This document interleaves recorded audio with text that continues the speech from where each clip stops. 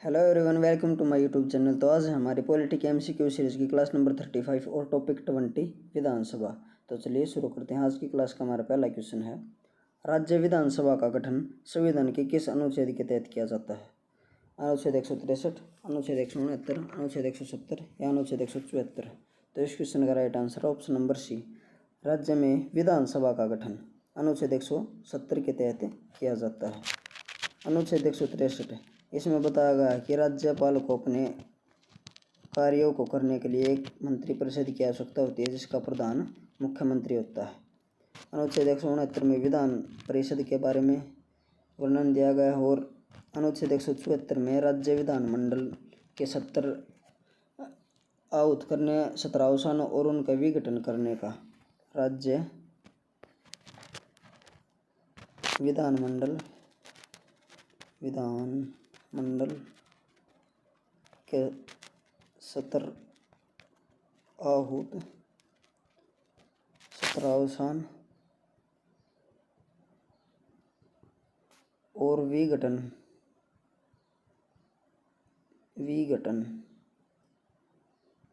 के बारे में वर्णन संविधान के अनुच्छेद 174 में है। इस क्वेश्चन का right answer option number C है, 170। उसके बाद है, किसी राज्य की विधानसभा में अधिकतम कितने सदस्य हो सकते हैं? मैक्सिमम कितने सदस्य हो सकते हैं किसी राज्य की विधानसभा में? 400, 450, 500 या 550? तो इस क्वेश्चन का राइट आंसर है ऑप्शन नंबर सी, किसी भी राज्य की विधानसभा में अधिकतम 500 सदस्य हो सकते हैं। अगला क्वेश्चन है, किसी राज्य की विधानसभा में न्यूनतम संख्या सदस्यों की कितनी हो सकती है, यानी कि मिनिमम सदस्य संख्या कितनी हो सकती है? तो इस क्वेश्चन का राइट आंसर है ऑप्शन नंबर सी, 60। उसके बाद है, भारतीय संविधान यह प्रावधान करता है किसी भी राज्य में विधानसभा में 60 से कम सदस्य नहीं होते, लेकिन इनमें से कौन सा राज्य इसका अपवाद है? यानी कि किस राज्य में 60 से कम विधानसभा सीट हैं? त्रिपुरा, मेघालय, सिक्किम या मणिपुर? तो इस क्वेश्चन का राइट आंसर है ऑप्शन नंबर सी, सिक्किम राज्य में 60 से कम विधानसभा सीटें हैं। सिक्किम में केवल 32 विधानसभा सीटें हैं और 2 अन्य राज्य और हैं जो ऐसे हैं जिनकी विधानसभा सीट 60 से कम है। उनमें है गोवा में केवल 40 विधानसभा सीटें हैं और मिजोरम में भी 40 विधानसभा सीटें हैं। गोवा में भी 40 और सिक्किम में 32। तो ये तीनों एक्सेप्शन हैं, क्योंकि किसी भी राज्य में यह प्रावधान दिया गया संविधान में कि मिनिमम 60 विधानसभा सीटें होनी चाहिए, लेकिन इनमें 60 से कम है। सिक्किम में 32 हैं, गोवा में 40 और मिजोरम में भी 40 हैं। उसके बाद है अगला क्वेश्चन, निम्नलिखित में से कहाँ विधानसभा अस्तित्व में नहीं है? पांडिचेरी, गोवा, दिल्ली, लक्षद्वीप? तो इस क्वेश्चन का right answer option number D, Lakshadweep में विधानसभा मौजूद नहीं है। अगला क्वेश्चन है, भारत के किन किन संघ शासित क्षेत्रों में विधानसभा अस्तित्व में है? दिल्ली व चंडीगढ़, दिल्ली व पांडिचेरी, चंडीगढ़ व पांडिचेरी, दिल्ली व दमन-दीव? तो इस क्वेश्चन का राइट आंसर है ऑप्शन नंबर बी, दिल्ली व पांडिचेरी में विधानसभा अस्तित्व में है। ये संघ शासित प्रदेश हैं और इनमें विधानसभा अस्तित्व में है। अगला क्वेश्चन है, किस राज्य में विधानसभा सदस्यों की संख्या सबसे अधिक है? तो इस क्वेश्चन का right answer option number A, Uttar Pradesh में विधानसभा सदस्यों की संख्या सबसे अधिक है, जो कि है 403। मध्य प्रदेश में विधानसभा सदस्यों की संख्या है 200, विधानसभा सीटों की संख्या 230।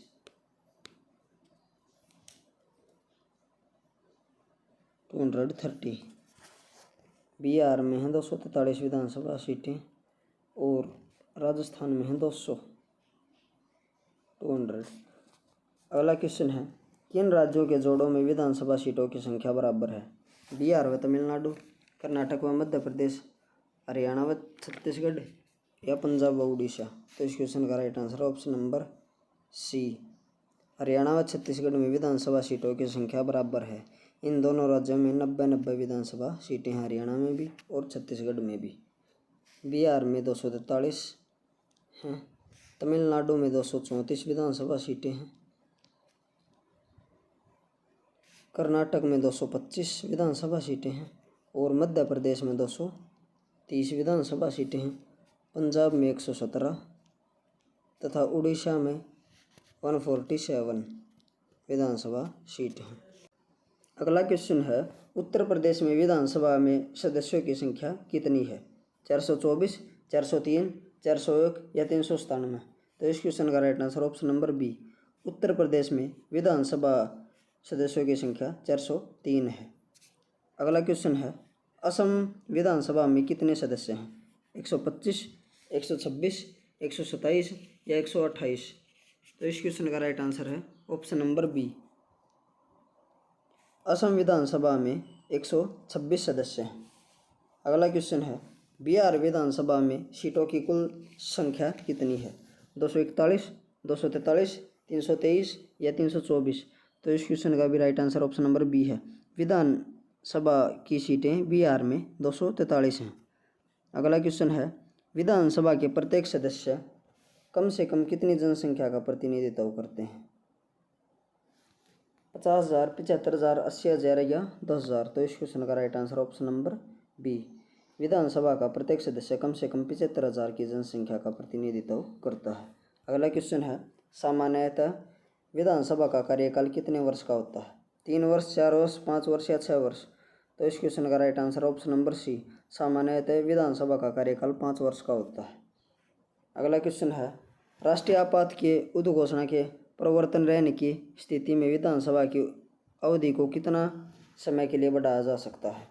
6 माह, 1 वर्ष या 2 वर्ष या 3 वर्ष? तो इस क्वेश्चन का right answer option number B, 1 वर्ष के लिए राष्ट्रीय आपातकाल के समय विधानसभा की अवधि को 1 वर्ष के लिए बढ़ाया जा सकता है।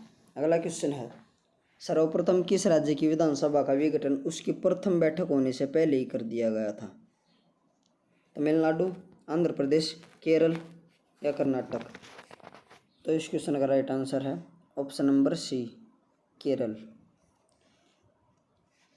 केरल की विधानसभा का विघटन उसकी प्रथम बैठक होने से पहले ही कर दिया गया था। तमिलनाडु में विधानसभा सीटों की संख्या 234 है। आंध्र प्रदेश में विधानसभा सीटों की संख्या 175 है और कर्नाटक में विधानसभा सीटों की संख्या 225 है और केरल में 140। अगला क्वेश्चन है, विधानसभा की सदस्यता के लिए उम्मीदवार को कितने वर्ष से कम नहीं होना चाहिए? यानी कि विधानसभा सदस्य बनने के लिए न्यूनतम आयु उम्मीदवार की कितनी होनी चाहिए? 18 वर्ष, 21 वर्ष, 25 वर्ष या 30 वर्ष? तो इस क्वेश्चन का right answer option number C, 25 वर्ष। अगला क्वेश्चन है, विधानसभा की गणपूर्ति कोरम कुल संख्या का कितना हिस्सा होता है? तो इस क्वेश्चन का right answer option number D, 1/10 सदस्य गणपूर्ति के लिए आवश्यक होते हैं। अगला क्वेश्चन है, विधानसभा अध्यक्ष का चुनाव कौन करता है? राज्यपाल, मुख्यमंत्री, विधानसभा के सदस्य, विधानसभा के निर्वाचित सदस्य? तो इस क्वेश्चन का राइट आंसर है ऑप्शन नंबर सी, विधानसभा अध्यक्ष का चुनाव विधानसभा के सदस्य करते हैं। अगला क्वेश्चन है, अस्थायी विधानसभा अध्यक्ष यानी कि प्रोटेम स्पीकर की नियुक्ति कौन करता है? राज्यपाल, मुख्यमंत्री, निवर्तमान विधानसभा अध्यक्ष या निर्वाचन आयोग? तो इस क्वेश्चन का राइट आंसर ऑप्शन नंबर ए, अस्थायी विधानसभा अध्यक्ष की नियुक्ति राज्यपाल के द्वारा की जाती है। अगला क्वेश्चन है, विधानसभा अध्यक्ष को उसके पद की शपथ कौन दिलाता है? राज्यपाल, उच्च न्यायालय के मुख्य न्यायाधीश, निवर्तमान विधानसभा अध्यक्ष या शपथ ग्रहण की आवश्यकता नहीं है? तो इस क्वेश्चन का राइट आंसर है, विधानसभा अध्यक्ष को शपथ ग्रहण की आवश्यकता नहीं है, यानी कि ऑप्शन डी इस क्वेश्चन का राइट आंसर है। अगला क्वेश्चन है, विधानसभा अध्यक्ष अपना त्यागपत्र किसको देता है? राज्यपाल को, राष्ट्रपति को, मुख्यमंत्री को या विधानसभा उपाध्यक्ष को?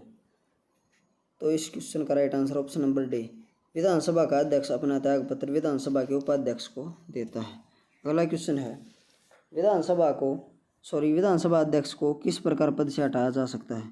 विधानसभा के सदस्यों द्वारा साधारण बहुमत से पारित संकल्प द्वारा, विधानसभा के सदस्यों द्वारा 2/3 बहुमत से पारित संकल्प द्वारा, विधानमंडल के सदस्यों द्वारा साधारण बहुमत से पारित संकल्प के द्वारा या विधानमंडल के सदस्यों द्वारा 3/4 बहुमत से पारित संकल्प के द्वारा। तो इस क्वेश्चन का राइट आंसर है ऑप्शन नंबर ए। विधानसभा के सदस्यों द्वारा साधारण बहुमत से पारित संकल्प के द्वारा विधानसभा अध्यक्ष को उसके पद से हटाया जा सकता है। नेक्स्ट क्वेश्चन है, विधानसभा अध्यक्ष या उपाध्यक्ष को हटाने से संबंधित प्रस्ताव पेश करने के लिए कितने दिन पूर्व इसकी सूचना अध्यक्ष या उपाध्यक्ष को देनी चाहिए? 14 दिन, पहले 15 दिन, 21 या 30। तो इस क्वेश्चन का राइट आंसर ऑप्शन नंबर ए, 14 दिन पहले विधानसभा के अध्यक्ष या उपाध्यक्ष को उसके पद से हटाने से संबंधित प्रस्ताव की सूचना देनी अनिवार्य है। अगला क्वेश्चन है, राज्य मंत्रिपरिषद सामूहिक रूप से किसके प्रति उत्तरदायी होती है? विधानसभा के, विधान परिषद के, राज्यपाल या राष्ट्रपति के? तो इस क्वेश्चन का राइट आंसर है ऑप्शन नंबर ए, राज्य की मंत्रिपरिषद सामूहिक रूप से विधानसभा के प्रति उत्तरदायी होती है। राष्ट्रपति से संबंधित प्रावधान संविधान के अनुच्छेद 52 में दिया गया है कि भारत का एक राष्ट्रपति होगा। अनुच्छेद 53 में कहा गया है कि भारतीय संघ की कार्यपालिका शक्ति राष्ट्रपति में निहित होती है। भारतीय संघ की कार्यपालिका शक्ति राष्ट्रपति में निहित होती है, राष्ट्रपति में निहित होती है। और अनुच्छेद 60 में राष्ट्रपति के पद की शपथ का वर्णन है।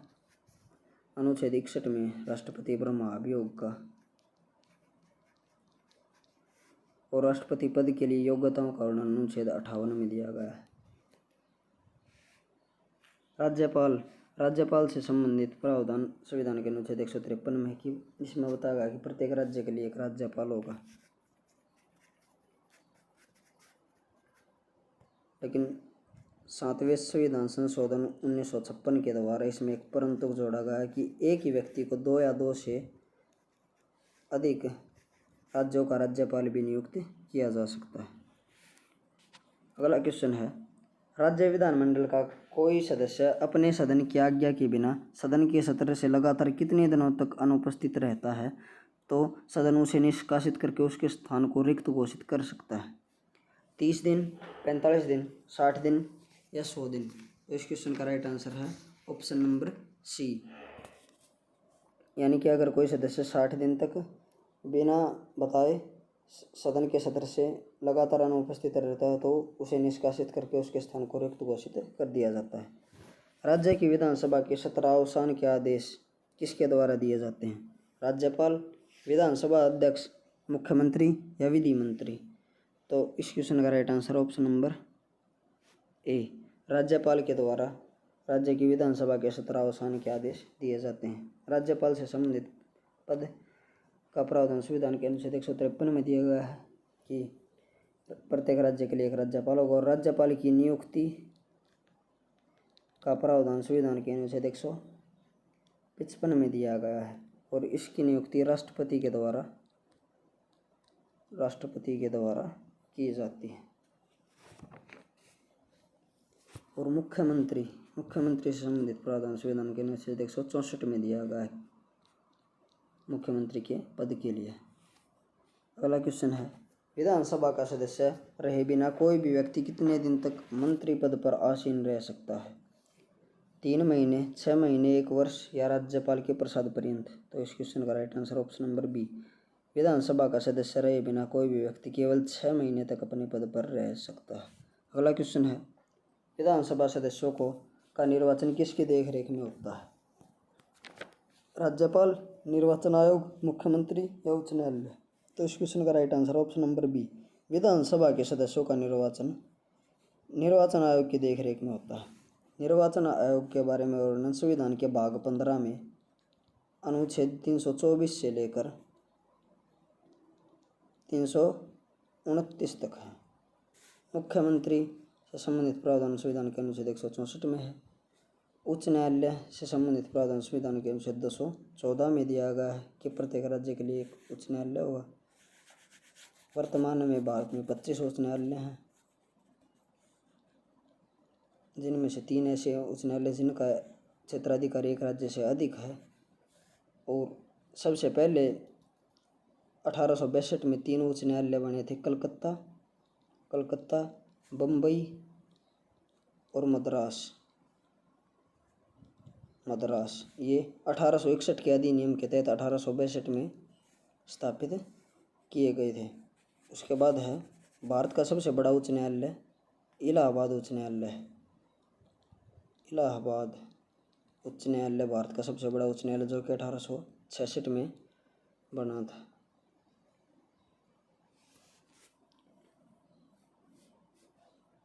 अगला क्वेश्चन है, उत्तराखंड विधानसभा में एक सदस्य नामित किया जाता है।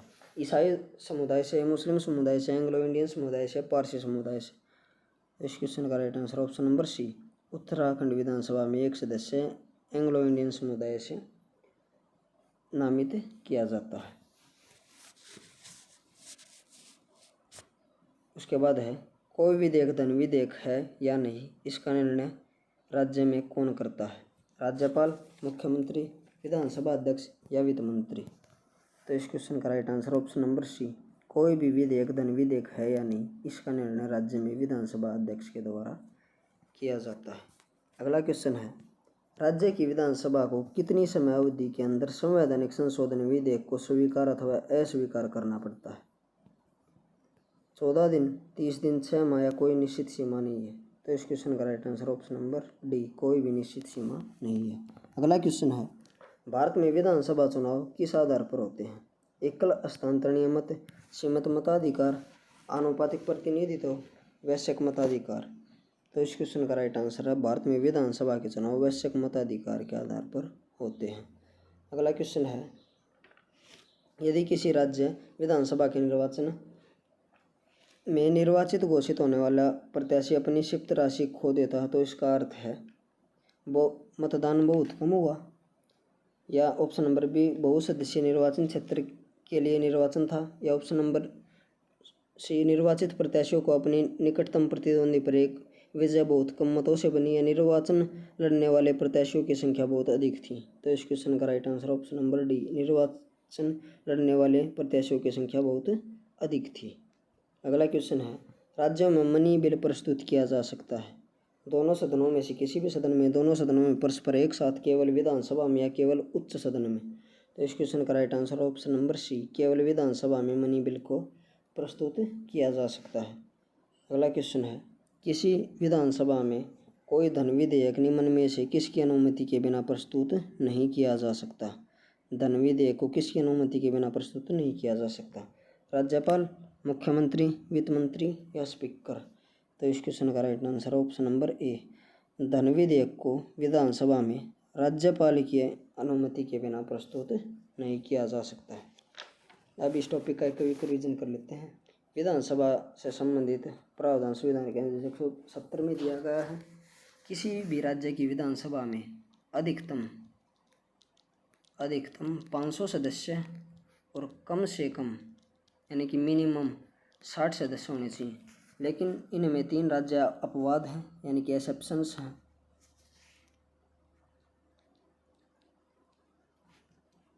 वो है गोवा में 40 सीटें हैं विधानसभा की। मिजोरम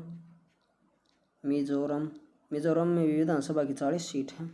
और सिक्किम में 32 सीटें हैं। ये तीनों राज्य एक्सेप्शन हैं। यानी कि सबसे पहले है विधानसभा के बारे में वर्णन संविधान के अनुच्छेद 170 में है।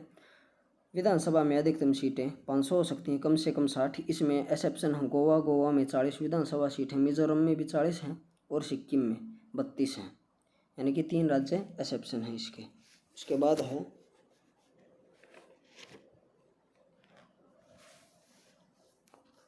सामान्यतः विधानसभा अध्यक्ष सदन में मतदान नहीं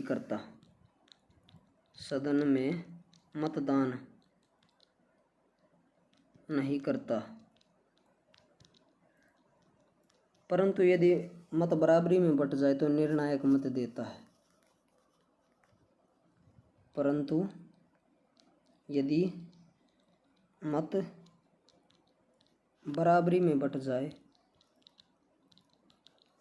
बराबरी में बट जाए तो निर्णायक मत देता है, तो निर्णायक मत देता है।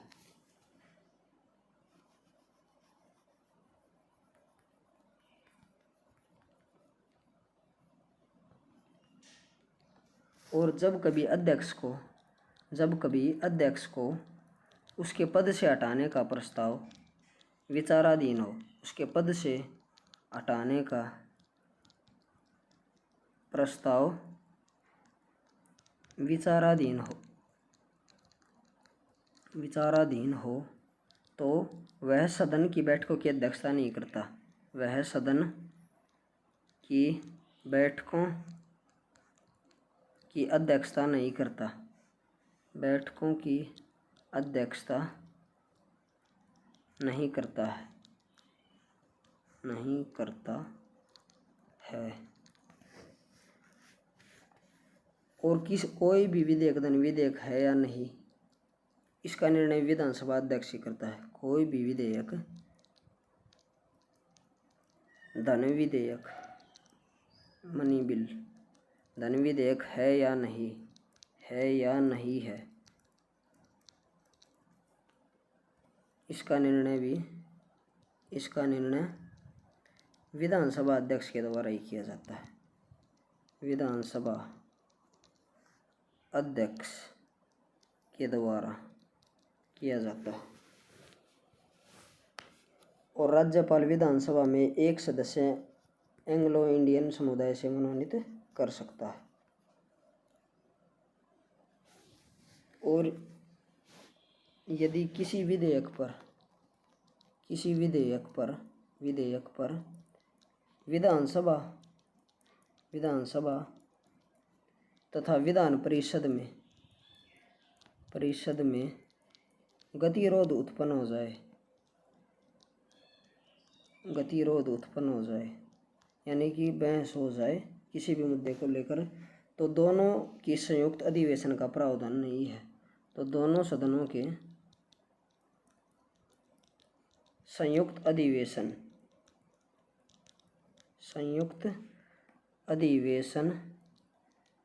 का प्रावधान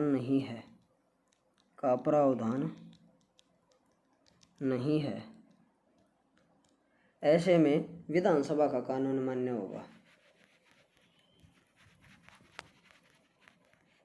इस स्थिति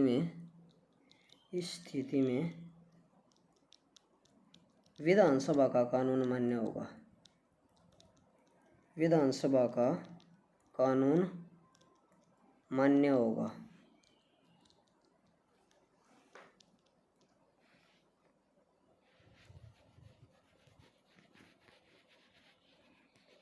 और यदि अगला पॉइंट है, अगर विधान परिषद कोई विधेयक प्रस्तुत करती है, कोई विधेयक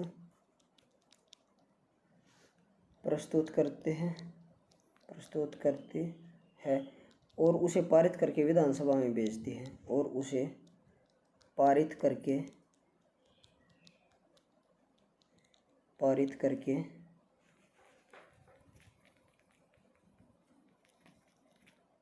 विधानसभा में भेजा जाता है, और यदि विधानसभा उसे पारित नहीं करती तो वह वही समाप्त हो जाता है। और यदि विधानसभा उसे पारित नहीं करती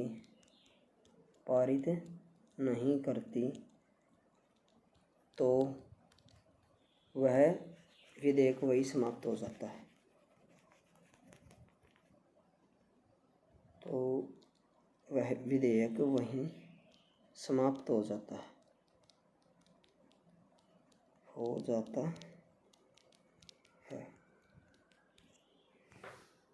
और इसी के साथ ये टॉपिक ख़त्म होता है। अगर आपको वीडियो अच्छी लगी तो वीडियो को लाइक एंड शेयर करें तथा चैनल को सब्सक्राइब करें। Thank you.